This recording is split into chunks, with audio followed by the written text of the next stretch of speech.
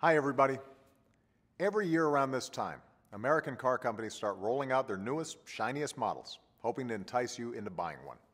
It's Detroit's chance to show you what they've been working on, the latest and greatest. And this year is no exception. They've got some pretty good-looking cars coming out. But something's different this time around, and it starts with the auto companies themselves. Just a few years ago, the auto industry wasn't just struggling, it was flatlining.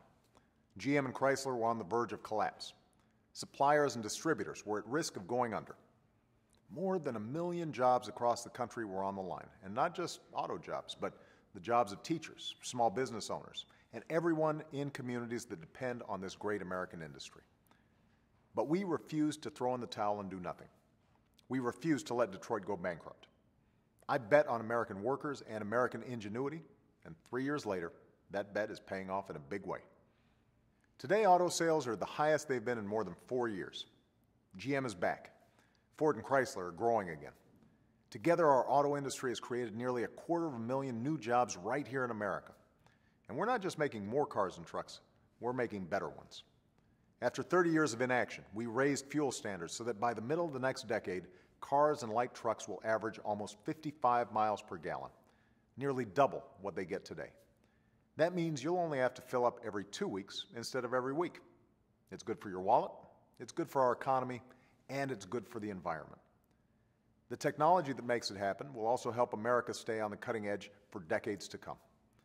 Just this week, GM announced they plan to hire 1,500 workers for a new research center in Michigan to help make sure the high-tech cars of tomorrow are designed and built right here in America. I've also signed new bipartisan trade agreements into law because I want to see more cars on the road in places like South Korea imported from Detroit and Toledo and Chicago. All of this is something the American people can and should be proud of. It's a reminder that when the American people put their mind to something, there's nothing we can't do. So the next time you see one of those brand new 2013 models on TV or on the lot, think about how far we've come together. Think about how, thanks to the hard work and can-do spirit of the American people, more of those cars and trucks are being manufactured by American workers at American companies in communities all across the country. And they're going to save you more money at the pump. That's what America's all about. When we get knocked down, we get back up. We come back stronger. And as long as I'm president, that's what we'll keep doing.